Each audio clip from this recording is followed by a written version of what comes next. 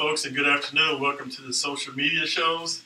I'll be your host, OG Silverback, and today I have the exact pleasure of representing our guest right here, Priscilla Moy. Hey, Priscilla. Hey, how's it going? Good. How you doing? Good. I'm glad to be here. Yeah, well, thank you for coming. We appreciate that. Of course. Very grateful to be asked. Yeah, that's a very nice dress, by the way. Oh, thank you. Yeah. So, hey, folks, when I knew Priscilla was coming, I had to put my bling on because I knew she was going to be representing, so I had to step up my game. So, I'm glad to see it. The first thing I noticed was, oh, you got Yeah. all the ice on. I get a lot of compliments on my eyes. Yes, of course. So, how's everything going with you? It's good. Okay. Yeah. What you got? What you working on right now? There's a lot of things in the works right now. I have some careers coming up. Nice. On Amazon Prime and things like that, so I'm really excited for it. Obviously, I've shared it. You know, it's going to be called Define Love, or Okay. To Fake Love.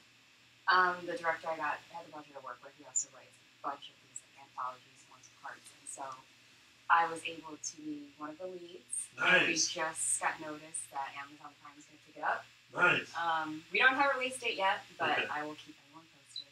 I'm really excited. I've seen it. It looks amazing. So. I'm excited too. You know, folks, I've had the pleasure of working with Priscilla on a couple sets, and she's always the consummate professional. I like that about her. She keeps everybody in check, so I'm very excited for you. Thank you. Thank you for that compliment.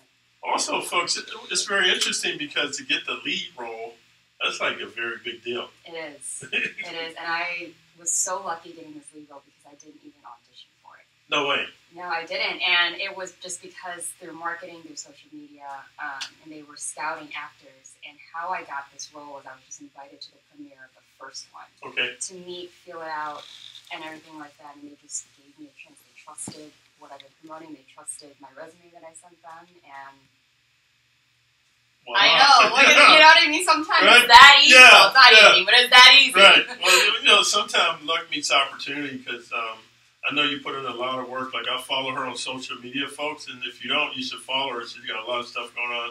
But I see you put the work in. Like, you're always working. You're always going to places and stuff, and I know you're studying. So I think what happens is when you put the work in, the universe kind of presents opportunities for which you're ready. You know what I mean? Yes. I mean, I think that you should always be ready for that one big break. You know, Right. everyone wants the big break. Everyone's striving for it. But there's a lot of people who don't understand that. Like, you have to put work in behind it. Because if they came in right now and they handed you a role for a new Warner Bros. Thing, would you be able to handle it? Me personally, Yeah. I would, folks. You know, I ask that to a lot of actors. Right, yeah. And, you know, in their mind, like, yeah. Right. And then if their performance isn't what they would have liked it to Right. be, it's kind of like a sign where it's like, okay, take your time. Yep. I trust me, like, you know, the industry is going to be the industry, but taking your time, learning your craft, you'd rather have something great than people know you for your poor performances. Yeah, no, I agree. And speaking of what she's talking about, folks, I know some actors, I'm not going to say any names, but they had some big opportunities presented for them because maybe they had the look or whatever, but they didn't do the back work like you said. And so even though they got the part, you know, they're going through the scripts and stuff, and the director's like, nah, this just ain't working. And now they actually get cut from the whole thing. Yeah, we can have that. Yeah, no, You because, gotta you know, be ready. you got to be ready. And I think what's great is in the background, you know, I do a lot of acting classes and things like that in martial arts, and I'm sure you do as well because I've actually trained with you before. So I think that gives you confidence when you go for a role. No, because seriously, one thing I like about Priscilla, you're multifaceted. Like, you're not just another pretty face because obviously there's a lot of beautiful actresses, but you're also very fit, and you also know your skill, like your acting and stuff. And then she does martial arts and stuff like that, so I think you just got the full package. I would say big martial arts. Yeah. You know, I have a background in dance and gymnastics. Right. And since I also model, like, I kind of intertwine all of those to make my brand, whether it be through posing, whether it's knowing how to move my body, just standing out from the crowd, because I have to. Because I am petite. I'm not 5'10", like they want models to be. You know, I am Asian, and it's hard to get roles when you're in a kind of a box. Okay. You know, and not be typecast. You know, I think Asians are slowly coming on the rise, but we have our own struggles, especially within the industry. And so they just like to place us where, you know, we'll accept it and we'll be grateful for it, of course, but they get away with that a little bit. Wow. So. Okay, I was never aware of that because I'm Hispanic, I'm Puerto Rican, and so I really don't look at race or culture. I look at personality.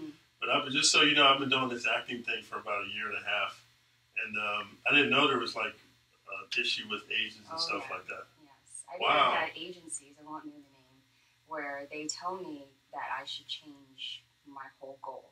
I should stop modeling because only tall women look good in clothing, and I would ruin a fashion show. Wow. And two, as an actor, I should only be going for the stereotype roles, the ones with the accents, the store owners, the restaurant owners, because that's the only way I make money.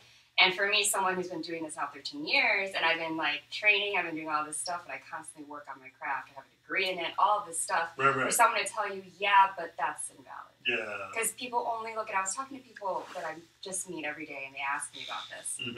And I'm like, honestly, this whole industry is literally based on the most superficial and shallow things. You can not get a job because of the color of your eyes. You know, like, you think everyone here in this room, all you viewers that are watching, we're human. We have insecurities. Even as confident as you can be, there's something deep down where you're just like, dang it, you know, I wish. And imagine your whole career is based off of those insecurities and highlighting them. No matter where you go, it's not even about talent. The first thing they're going to look at you and be like, oh, no, too short. Her hair's black. Or your hair's too short. Or your fingers aren't long enough. I don't know. Things like that you wouldn't think. But that's what they care about. And your age and your ethnicity, and you're kind of like cattle. And once you're not usable, they tell you time to find backup plan.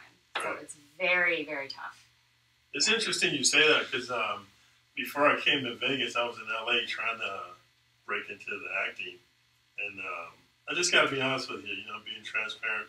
I think Vegas is a lot more easier, like if you're new. When I was in LA, it was like, who you know, who's your agent, who you affiliated with. It's all about who you know. And I'm new, so the reason I bring that up, I went on a cattle call. So in LA, you got these things called cattle calls. It's like, oh, we need a tall martial arts dude with light eyes and bald head and muscles. So I was like, that's me, right? And I get there, no, there's like 50 other dudes. Some a little bit taller, some shorter, some blue eyes, some green eyes, some gray eyes, some more muscular. And being I didn't have a resume, they were just like, you know what I mean? They just weren't even considering me. And I was like, wow. Yeah, it's tough. Vegas is very underrated. Yeah. I think, you know, I came here from Chicago with a full resume, full reel, full portfolio, full knowledge of the industry. Because I think industry smarts is number one. You have to know what you're getting into. You have to be prepared. I agree. And then when I came here, I've been working ever since. But I don't know if I would start in a place where the mindset's extremely shallow and superficial. The West Coast and even like New York, the big cities, they're so blown off by like what the city can do for you. You dream like the Big Apple or Hollywood or all of those things, but they don't realize that there's also millions of other people that move to those same cities doing the same thing. And Vegas, I had no idea what was out here me either. in film. Yeah, and I was like, well, I'm going to make it work. If anything, it's close to LA anyway. That's what I was thinking. So you're kind of like a bigger fish in a small pond, and it gets you more work because the thing that everyone wants is to make sure that you're still working, bringing in the checks, and you're slowly building up your resume. And this would be probably the great place to do it. No, I totally agree. But what's interesting, folks, and I want to share this with you. So I came here from LA. I was so downtrodden because I just got beat up because I didn't know anybody. I didn't have the right look. I had the right connections. I said, you know what, man? I'm going to go to Vegas because my buddy, he was like, oh, go to Vegas. It's like a back door into Hollywood. So I came to Vegas. It was funny. I've been shooting a lot of stuff in Vegas. I mean, L.A. Oh. No, I'm in Vegas, and they're like, I'm doing, you know, auditions and this and that. They go, oh, come to L.A. So I was like, wow. So it's just a matter of coming to Vegas and getting the right connections, but you still end up going to L.A. for work sometimes. Yeah.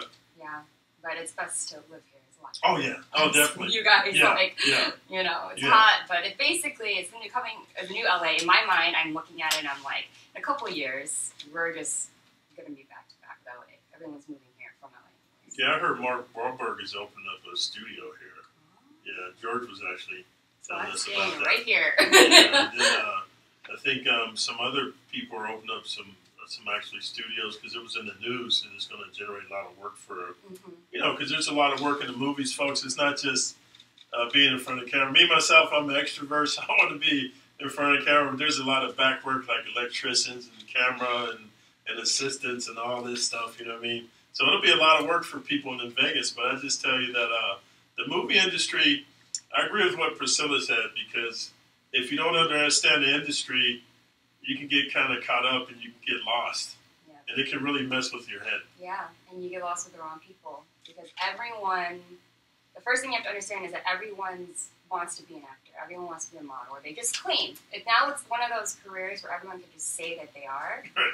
And what sucks is for people like us, or people who are actually working, who are in it, when people hear it that don't know, they assume that you're part of that. You know, especially Instagram, you're an influencer, you're an Instagram model, you're a TikToker, you're a social media star, content creator, whatever you want to call it. Nothing wrong with that, but when you're not that, like, it kind of makes you feel a little like, oh, dang, like, all this work, and, like, I'm a content creator. Right, yeah. But, you know, there's a lot of people that chase that dream because they want it for the wrong reasons. They want stardom, they want recognition, they all want to be somebody. Mm-hmm. But when it comes down to it and you get messed up with those people, you kind of then take on their reputation. Right, I agree. And you take on what the repercussions for that is. So and guilt to association.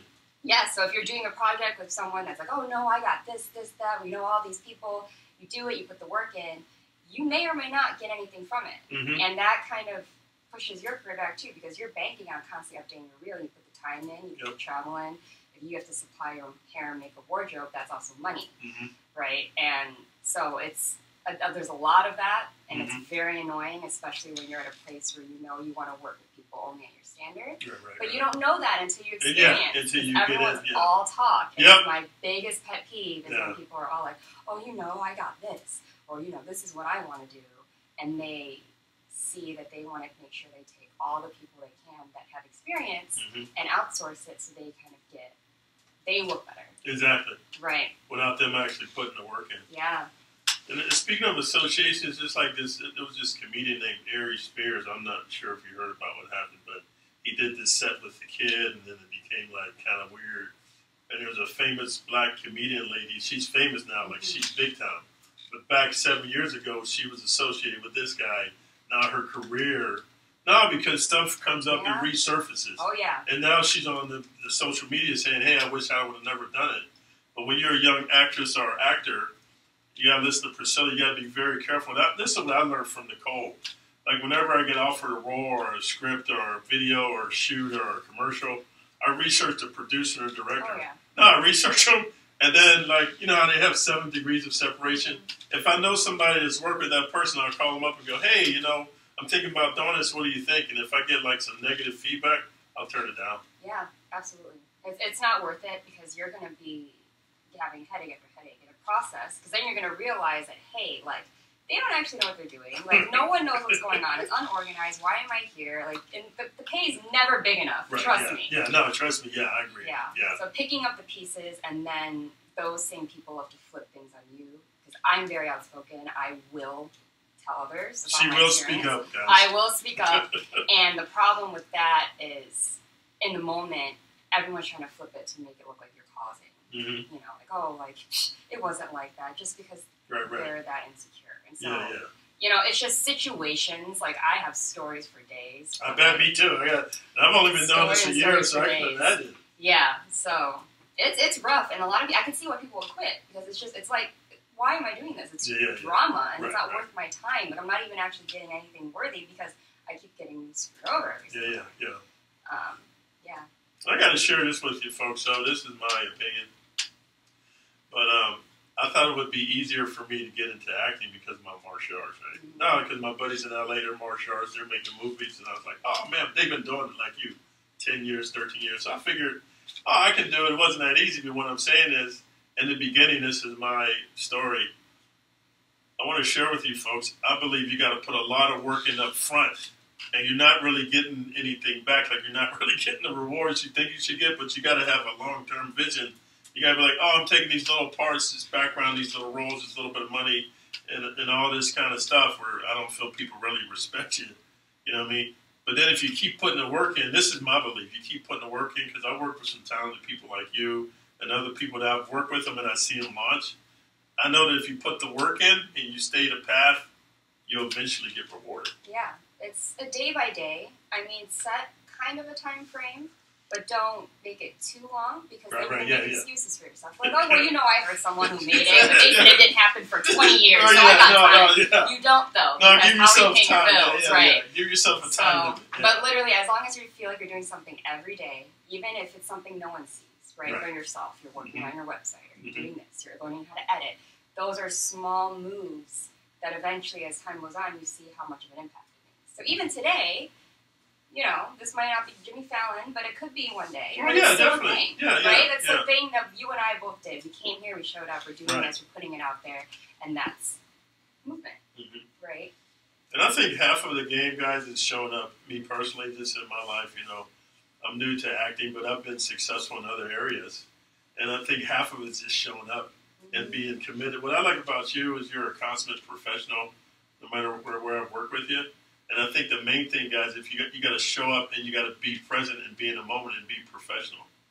And so then if you do that, I think that carries you really, really far. Yeah, and it will. Hey, but I had a question for you. So how did you actually get into acting? What made you want to become an actor and to get your degree and all that stuff? Well, when I was younger, my biggest passion was fashion. It rhymes. It is meant to be, you guys. But, you know, as you can see. Yeah. But I would be drawing, like, sketches, you know, like, I have probably my book with them. You know, when you're young, it's just, like, little drawings. Yeah, right.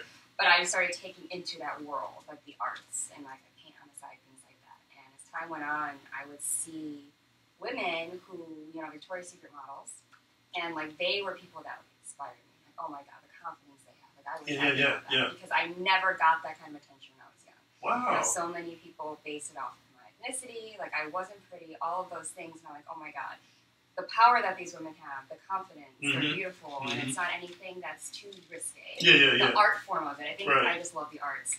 I just started to want to be in front of the camera. Okay. So then I would look at, you know, movies and, you know, even Disney Channel. I'm like, I want to be that girl that all these other girls are looking up to. Nice. But I had everything against me. You know, I had no one that supported that, like, because, and then also in my daily life, like, no one wanted to be friends with me because I wasn't that pretty, I didn't wear what everyone else was wearing. Wow. So the dichotomy of that is like, how the heck do I get out of it? So as time went on, I was like, okay, let's be honest. I am petite. I am Asian. I'm only getting older. I can't walk into an agency and have them look at me and be like, that's it. You're the one. Like, you're you know, you're the next We're going to sign you right now. Yeah. And I was like, okay, let's take time, right? Because everyone, even all the people were just like, oh, you're not pretty enough for this, or you suck, like all this crap. Wow. To the point where boys wouldn't even, not even want to be talking to me because it's embarrassing for them. No way. Yeah, so no one wanted to be my friend. No one wanted to date me. I was a total outcast, black sheep. So I was like, well, I'm going to show everyone. I'm going to like pop up one day. So I'm like, let's take time. If I want to do this, what should I do?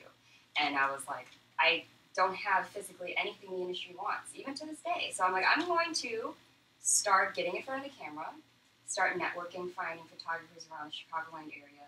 Just do things that won't be too detrimental, right? It's a shoot for me and a photographer. If they're good, they're good. If they're not, we don't have to post them. Right. And every shoot, I would try to do something different. And then I would start getting in theater in high school. I'm like, that's the only way I can get into acting, to be on stage.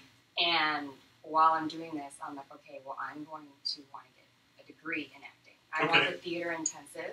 There's film schools that I auditioned for, but then when I think about it, their acting training is not as intense as theater training. Right. So I went to Illinois Wesleyan and I got a BFA in their acting program within the theater department and a minor in dance. And then I had that foundation. So I'd already been going around modeling, learning about photographers, how to network, how to market yourself, because Instagram came to light when I was in college. Right. And I just slowly went on. And then then when I had that, I started to take them to agencies and showcases and start to learn, when I graduated college, how to audition for film. Because I knew how to audition for theater, and it's completely different. No, I've heard it's different. And how to even dress and present yourself for theater. Right. But I felt the stage wasn't my home. I even had professors tell me, like, we don't know where to put you when we audition for plays. Because I'm such a anomaly. Like, no one really knows. Because I'm so me. Yeah. So when I learned in film, you can literally just be yourself. You're representing yourself. You're not there trying to look the same and basing it off of, like, your book, your package, your monologue, your song. And after that, that's how I knew camera work is 100% for me. So. I got a question for you. So, as you were going through your journey, like, going to theater and going to school and stuff, did you notice your confidence start to develop? Because I got to be honest with you, when I listen to your story, that's not the person I know. You're very beautiful, you're very classy, you're very polished, you're very sophisticated, and you're very professional, and you're very cosmopolitan. So when you tell me, like, oh, I wasn't pretty and nobody wanted to date me, I thought the opposite. I thought, like, guys were just falling at your feet and all this stuff. Bullying. I remember I had a crush in high school. My parents moved from the city to the suburb, predominantly white. I remember I was made fun of. I was beaten. I was throwing things in my face because they thought I had a crush on a football player, and he was so out of my league. Apparently, everyone was like, "You can't talk to people." Like, I didn't know cliques happen like that because in the city I grew up in Chinatown. It's things like that. And so I think kind of it made because I was already. I didn't have any more thing to lose. Okay. And a part of me was like, okay, but that's what I want. Like, that's your passion. So why are you letting these people tell you what? And none of that, it's not like they were models or actors. And now what's funny is all of them are watching my journey and being like, oh my God, can you help me? I want to be a singer. There you go. That's what happens when you make fun of people. Yeah. And so it's strange because I wonder how I haven't gone insane because the dichotomy of it is just like the complete opposite. Now, everyone wants to be my friend. Everyone wants to do that. And it's not always for the right reasons. No, of course not. So you battle who in your life is genuine. But what I did learn while I was gaining confidence is that I'm able to be self-sufficient. Right. Thankfully, because I couldn't sign with agencies right away, because I wasn't always told I was pretty, I was able to learn how to plan my own photo shoot. I can style it because I know fashion. I know how to pick a right photographer. I know how to make a storyline. I do my own hair, my own makeup. I really don't need a team.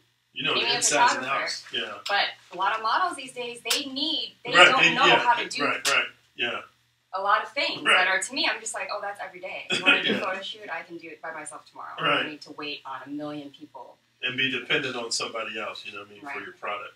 Yeah, that's crazy because me, myself, in California, I was an IT professional. And my hobby is martial arts. I've been doing martial arts since the military. I'm very good at it. And my buddies are making martial arts movies in L.A. So when my daughter left for the Air Force, I was like, I'm going to go to L.A.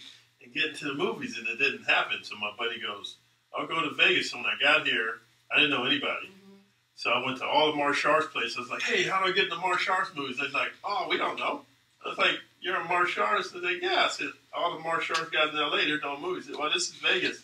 So I went to this thing. I do poetry, by the way. So I went to this thing called Open Mic, right? And I did my poetry about moving to Vegas. People clapped, and there was this Indian Mexican lady. She wrote some poetry. It was very beautiful. I wept. So I asked her, like, how'd you get to speak so good? How'd you get so confident? She goes, I'm an actress. I go, hey, I want to be an actor too. So she took me around Vegas. Nice. She took me to Dream Tracks with Frank. Okay. She took me over to this place. Dang, I forget the guy's name. He's an older guy. Real Productions. And then she took me over to Paul Casanova. And then from there, I wasn't as advanced as her, so I went to Dream Tracks, and they gave me the foundation on method acting, improv, all that kind of stuff. Yeah. And then you find what you like. Right. Not every method's for a person. Yeah, exactly. But But I think what's interesting about you actually have a degree, so because the reason I bring that up at Dream Tracks, they made it very clear, you got to make up your mind if you're a theater actor or a film. No, it's totally different. It's totally different. Some could do both, but the passion... Like a lot of the English actors, like they start on stage, and that's why a lot of them are so amazing. Right. Because they started there, and they know, and they just love the craft. Yeah. Here it's all about face, who are you, and things like that. But it's better to start that big and to scale it down, because the camera will show everything. So if you're fake acting, you will see it on camera. I mean, you probably watch movies where you're just like, ooh, I can't even watch. It's cringy. That's cringe. You know what I mean? Yeah.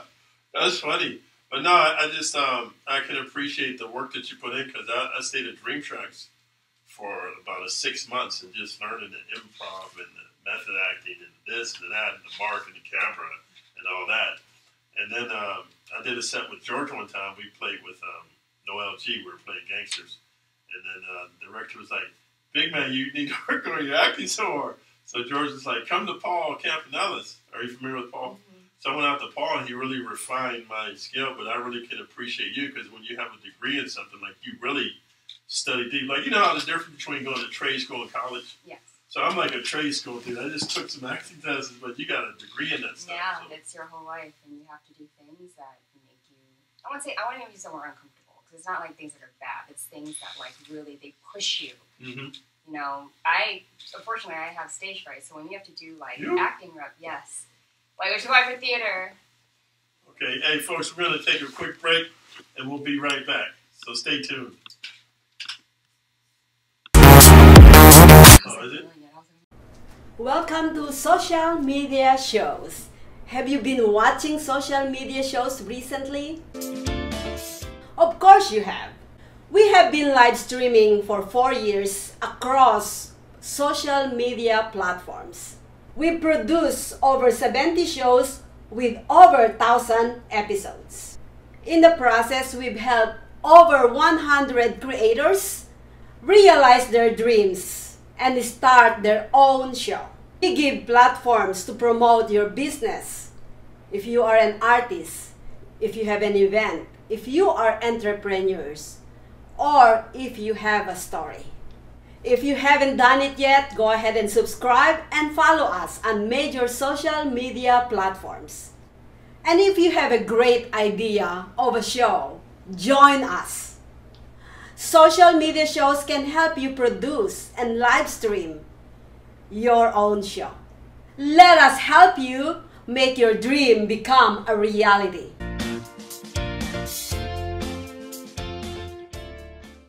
Hello, everyone. This is Joseph Skoda with Social Media Shows. Well, I thank all of you for your support through these last several years, and it's been a lot of fun. We've given people a voice they never had before. Now, Social Media Shows is always collaborating with our veterans to help them do things and help out the veterans who are struggling today. And we teamed up with GI Connections, connecting veterans with resources. So please consider helping and donating to this great cause because we're always doing things for veterans. So GI Connections, Social Media Shows, and you is what makes the world a better place. Once again, Joseph Skoda, proud United States Air Force veteran.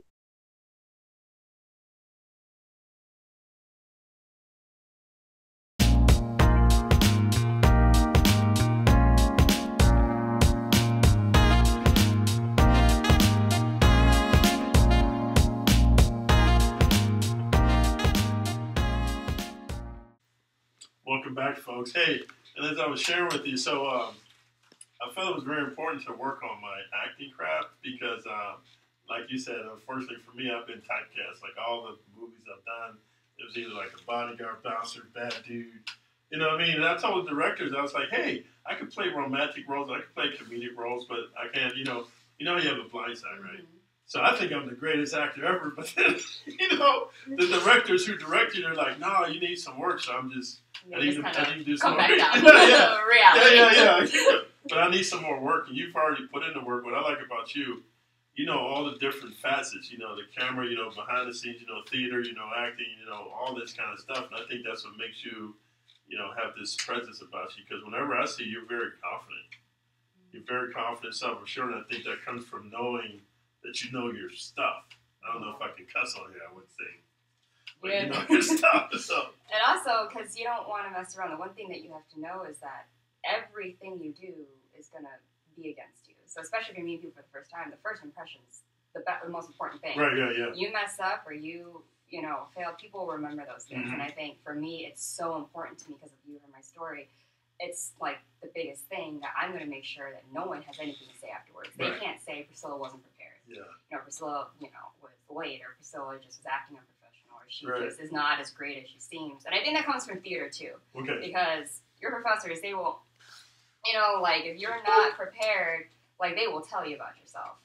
And that's kind of what you're taught, because I was always taught you never know when someone's going to ask you to do something, and you don't want to be the one that says, I can't do it. Mm-hmm. Either make it up or be as prepared as possible, because it's a job. Think about it. It's a job that you could have let go for something, and you can meet someone bigger, all because you were like, I don't need to know that. Right. I don't. Yeah. So in theater, they make you learn things like light hang, run crew, set building, costume design. I don't know none of that. And as much as I hated it, I knew I wanted to be doing, design tech, because we have a design tech major in musical theater. Even with singing, Like, they make you do that because you never know when you're going to be put in a position where someone's going to ask that of you at an audition. Wow. Like, oh, yeah, like, your monologue was great, but, like, can you carry a tune? And then if you, because in musical theater, like, if you have to sit there and, like, learn that, you have the confidence to be like, okay, let me just put something out of my head. You know? Not that I ever want to have to go through that. I haven't had to sing for an audition, though. Okay. But I was like, but imagine if you haven't been put through those tough things where they force you to do things that you necessarily don't want to do. Yeah. If it comes up, you're just like, okay, I'm not scared, it's whatever. Right? So I've done this before. Like, it help you come out of your comfort zone. Like, I'm very comfortable in martial arts and macho stuff, but I need to be more comfortable with, like, sensitive, romantic stuff. You know what I mean? So I think for me, honestly, I think it's too late to do theater. I don't think I had a personality for it. And I'm just going to stick in my niche. I know you might disagree with that, but when I hear about what you got to go through in the theater, I just think I'm too late behind the curve to even, try to attempt it. You know what I mean? It's not for everyone. I don't think it's too late, but you have to be a certain type of person. Okay. The hours are long. It's not like film. Rehearsals, dress rehearsals. It's like if any performer, even though they do shows, we think of Cirque, all of those people, how much work it took prior to seeing a show. Right. Film, we get away with a lot because we get a list of what scenes we're filming that day. Yeah. You don't have to memorize the whole movie and all the lines in one sitting and have to know it front to back. Like, that's not a thing. So with theater, you have to do those things. You got to work on scenes. So it's a lot of behind-the-scenes work. So you imagine when you're doing a degree, you still have gen eds to do. Because I went to college. After, classes end, you're at rehearsal, you're doing this, you have to be here, but you have homework for how many other things. Right, yeah. So that's where the work ethic comes in. And you have to really love it, because if you don't, you'll fall off. You're suffering. Yeah, I was suffering. I was like, I would never redo college. You did no, right? But it's fine now. Yeah, I'm like, I'm stronger. I felt the same way in college, but I don't know, I want to go back to what you were saying about your physical presence with the modeling, because, and excuse me, Priscilla, I'm ignorant, but I always thought there was, like, different, kind of models. Like, I hear this, there's this phrase now that, what's the big models? I don't know.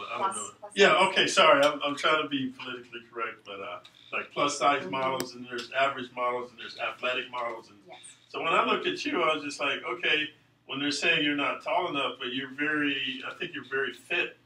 And you're very sexy, so it's like, I don't really think the height would matter, but you're saying it does. It does, because a lot of designers like length. When they make their clothes, it drapes. You can see more on a taller girl, the legs, and when you're doing a runway, you can see more. And because for editorials and like runway shows, why they will only choose certain heights is because the clothes is already made to a certain length. They're not going to make it for a type of person, so all the women have to have the same butt. They'll alter it, obviously, depending on the bust size or the waist, but they all want. And then that's back in the day that I thought that the taller women will be able to model clothes more beautifully. However, I prefer print over runway. I've done runway, and it's fine. I do it mostly because I couldn't do it, so when I get the opportunity, I do it. Right, but my passion is all camera work. Okay. That's where I lie, and like pictures last longer than if you even get runway pictures back. Right. Yeah. Like and if you fall, it's documented forever. And like there's no photoshopping if you're bloated that day because of whatever reason, and you're in a bikini. That's it. So I just know how to make my body look a lot longer in photo.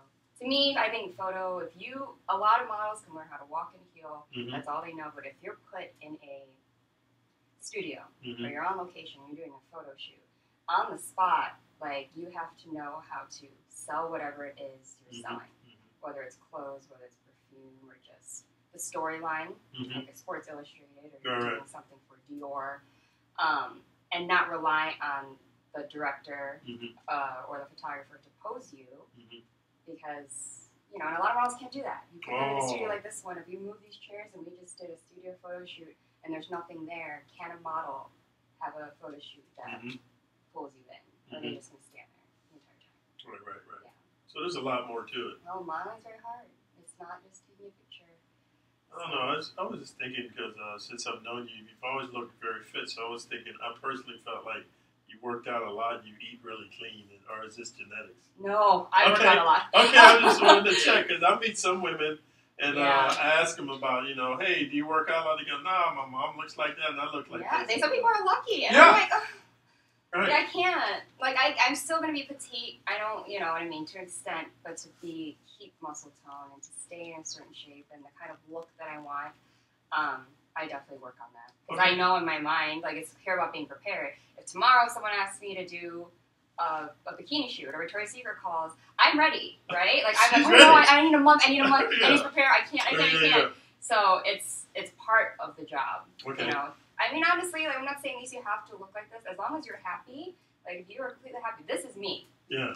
Well, this is me, too, because I work out, too, guys. I might not be Victoria's Secret model, but, you know, I'm a savage model. But no, I was wondering, do you eat clean? Like, do you have a specific diet, or you just kind of, like, watch your calories? Yeah, I mean, I stopped obsessing. There was a time in my life where I would obsess over how much food I would eat. But nowadays, I'm like, I'm not going to worry about it. Like, not that I binge or anything like that. I know my body enough and what I can handle, what I would do right before a fashion show or photo shoot. Yeah. But, like, I'd be happy, guys. Okay. You one day you're like, dang, I really want a burger, but like, I can't eat the burger. I promise you, because then once you're like allowing yourself to eat the burger, you're gonna go like 0 to 100. Yeah. No, I agree. And where if you eat little, like little portions, you know, you're not pulling yourself away from things that as humans we're allowed to have sugars, we're allowed to have carbs. You know, you need some calories. Right. You know? Yeah. So no, I agree. Don't do that. No, I agree with you, Priscilla. As for me, guys, I have what's called the fat dude disease because growing up as a kid, Hispanic, we eat a lot of rice and beans. And so when I was a kid working out, like, you know, I was pretty fit, but then if you fall off the bandwagon, so what I do is I do what's called the 70-30 rule. So 70% of the time I eat like salads and vegetables and drink water. 30% of the time I have like a burger or a pizza. Yeah. But I don't really I'm not really a big cupcake ice cream type dude that doesn't do anything but like burgers and pizza. Like you said, I'll have it occasionally, whereas in the past, I would eat the whole pizza. No, I'd be in the office and they had these pizza parties. And they'd be like, oh, gee, did you see what happened to the pizza? I was like, oh. So now I practice moderation, so I'll have like 2 slices and stop. Yeah, but then you don't crave it. Right, no, because I've had it, You don't, go haywire. I mean, I'm Chinese. I love rice. I love ramen. I love noodle. And, like, that's going to always be part of my diet. Like, I can't not have that. Like, I would be so unhappy. Yeah. I'm such a foodie. I'm very eclectic when it comes to food. I'm very adventurous. So, like, nothing really grosses me out. I'm a true Chinese girl. So I would try anything. When I'm looking at that fish, I'm not looking at how many calories it is. I'm like, I just want to try the flavor. Listen to me. Like, I don't, you know what I mean? You guys, like, just stop caring. Like, care, but don't care enough where you're just suffering. Because you're going to be so unhappy. Right. You're going to hate the job. You're going to look unhappy on camera. Right. It'll shine through your personality. Just know your body. Yeah.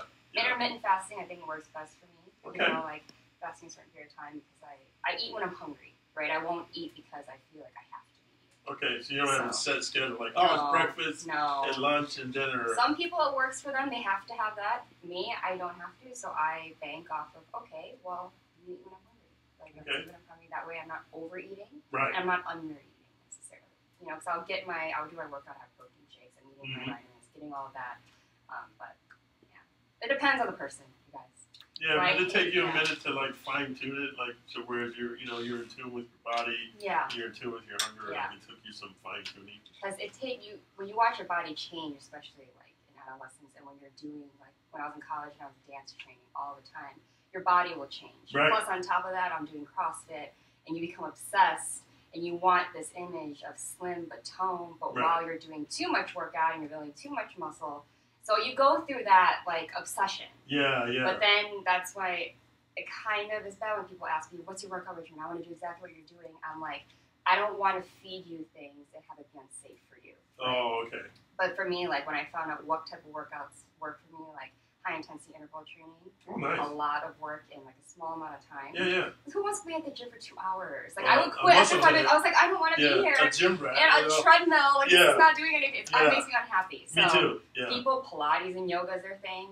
Not really my thing. I don't have the patience. Weightlifting. But that's where you will find that you will look the best. Is when you find your type of workout and your type of, diet plan, meal plan, whatever.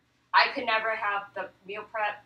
That's too much work. I look at these people, I'm like, you guys really are obsessing. Like, I can't eat chicken breast and steamed broccoli every day. You're doing too much. Absolutely not. That's not me. Yeah. But then again, I'm blessed in that way. I don't have to. Some people, But yeah.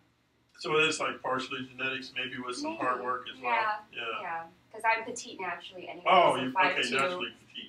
5'2", and then I'm Chinese or smaller people. So I know I won't ever get to a place where it would be out of control. Okay. I don't think I could, and then when my family's like that. Okay. However, to maintain tone and maintain like proportions, that's what it mostly is. Yeah. I know you don't want to give workout advice, but like, do you work out every day, or is it every other day? Or? I try as every day, maybe 5 to 6 times a week, but I listen to my body and my schedule, because it could be all over the place in my mind. I used to obsess, oh my God, I couldn't get my workout in today, but I had a 16-hour set day. I have to go home, I have to do it. But you're exhausted, and you got to be up at 4 a.m. the next day, and it's just like, you can take the day. You'll be okay. Yeah. Now, to piggyback on that, I don't know if you noticed, so what happened last year, guys, I was doing martial arts and yoga and all this stuff, and I started doing all these movie sets, and I never knew, like, guys, I never knew you were on a set for like 16 hours, dude. No, one time I was in the desert, so it started out hot, then it got cold, but what I'm trying to say is, I was doing like Priscilla said, I was like, nah, I got to work out, because I was getting ready for a barbarian role. I had to be shirtless. I got to work out. So I just want to share this with you guys. I pushed my immune system so far, I caught the COVID.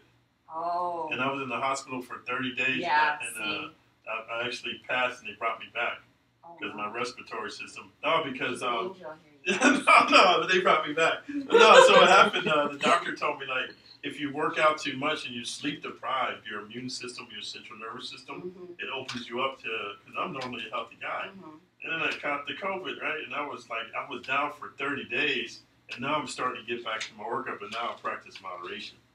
Right. Because you have to listen to your body. Like, you think it does more harm doing too much than it would, because you think, oh, if I skip one day, I'm going to lose all my. I'll lose all my mass. If you're consistent, your body will bounce back, or it will maintain it for a amount of time. So that's why I say obsessing. Like, I've been there, so that's how I know. Like, it's not always the best. It's not healthy. No.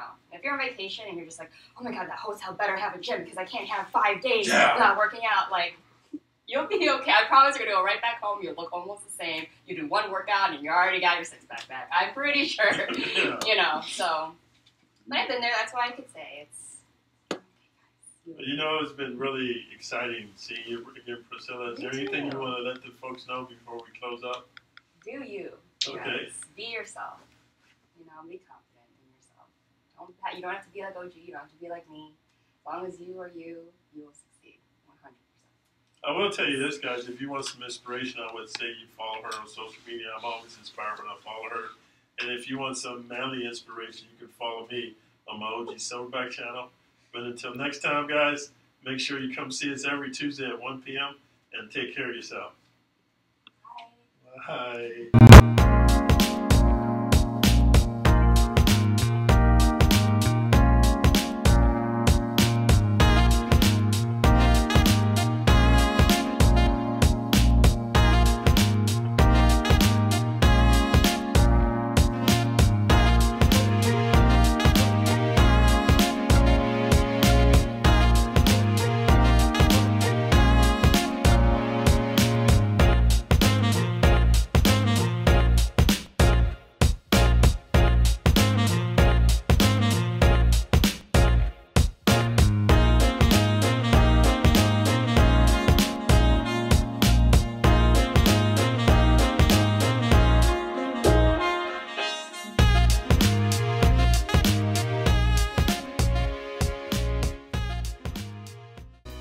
Welcome to social media shows.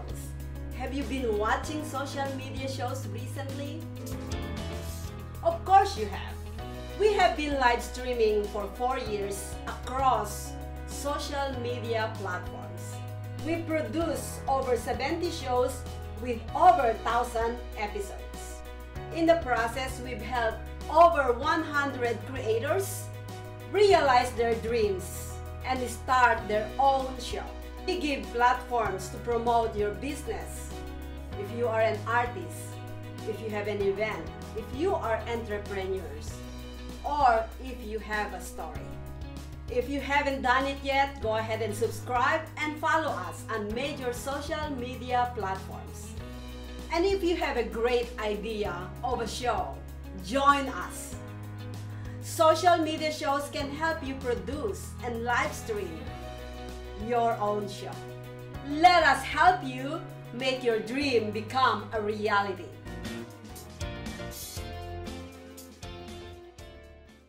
Hello, everyone. This is Joseph Skoda with Social Media Shows. Well, I thank all of you for your support through these last several years, and it's been a lot of fun. We've given people a voice they never had before.